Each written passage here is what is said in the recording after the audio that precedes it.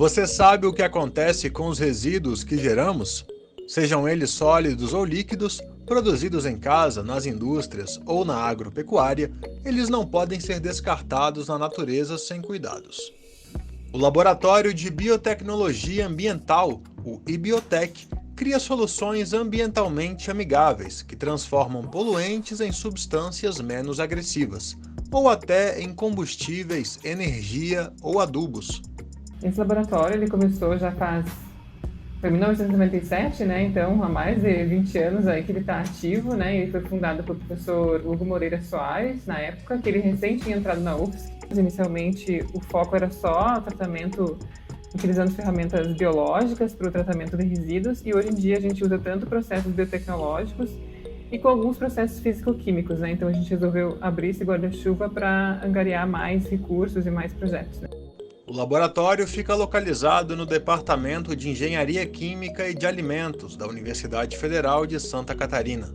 Atualmente, os pesquisadores investigam diferentes soluções, como, por exemplo, as biocélulas combustíveis, a digestão anaeróbia, a remediação de solos e a degradação de poluentes emergentes.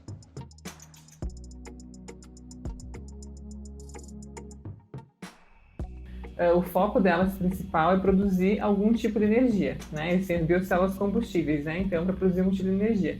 Só que ao invés de simplesmente produzir energia elétrica, né, sem nenhum outro tipo de benefício, como uma pilha faz, né, a gente coloca um poluente, né, um esgoto sanitário, por exemplo, de um lado, e do outro lado a gente põe algum outro poluente que tenha algum composto nitrogenado. E daí as bactérias que estão lá dentro, né, as bactérias presentes nesses dois ambientes, elas atuam, né, como produtoras de corrente elétrica. Então, elas degradam a matéria orgânica, degradam o nitrogênio e produzem corrente elétrica. Então, ao mesmo tempo que elas produzem energia, elas removem os poluentes. Então, sempre que se tem uma concentração elevada de matéria orgânica, né, no meu efluente, eu posso utilizar a digestão anaeróbia. Então, eu sempre dou exemplo da indústria de alimentos, né, porque geralmente tem bastante matéria orgânica ali. Então, essa digestão anaeróbia, você pega uma câmara, digamos, fechada, coloca essa matéria orgânica ali, coloca as bactérias, produz biogás, né? Que é a parte mais interessante. Em relação à compostagem, né? É que durante essa produção, digamos, desse biogás, se produz um resíduo sólido também, né? E daí a gente podia aproveitar tanto a parte de digestão anaeróbica, produzir biogás, que é um combustível, e depois usar esse resíduo na compostagem, né, para digamos, se tornar quase que um resíduo zero, né? Então a compostagem faz tipo um adubo depois, você daí vai ter biogás e adubo, né, desse aquele resíduo. Então é uma valorização bem interessante de todo o resíduo. Quando a gente tem um derramamento, né, um posto de gasolina, por exemplo, ele pode estar há anos ter microfissuras, né, nos tanques de armazenamento da gasolina, por exemplo, e ao longo dos anos ir liberando aquela gasolina aos pouquinhos para o solo. E isso é uma poluição que pode chegar no lençol freático, por exemplo, né? Então, para tentar mitigar, digamos, essa poluição para a gasolina, né? Então, se retirava o solo, digamos, contaminado da área, né, que foi contaminado, se levava para um lugar controlado, se colocava esses detergentes, digamos assim, e se verificava se removia esse poluente ou não.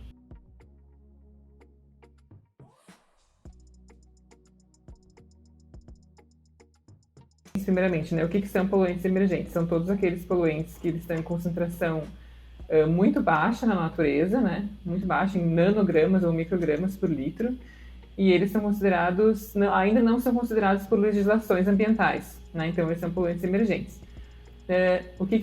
Entre eles, né, os principais exemplos, né, são os fármacos, né, então antibióticos, paracetamol, custompa dor de cabeça, fármacos anticâncer, alguns agrotóxicos, produto de protetor solar, né? Todos esses entram como micropoluentes. E as pesquisas que a gente faz, a gente tenta pegar bactérias, né? Ou enzimas, tanto faz, né? Então, ou se isola enzimas de fungos ou bactérias, ou pega as bactérias em si, mistura, digamos, com esse resíduo com poluente emergente e verifica como é que essa bactéria ou como é que essa enzima degrada, né, esse poluente ao longo do tempo. E a gente tenta monitorar, digamos, se há uma redução da concentração desses micropoluentes ao longo do tempo. E também, muitas vezes, quando você degrada, por exemplo, um antibiótico, as moléculas que se formam menores, elas são tão perigosas quanto as originais, né? Então, a gente verifica se há toxicidade, né, dessas micromoléculas, depois de quebradas, se ela existe depois da degradação. Então, basicamente é isso, assim.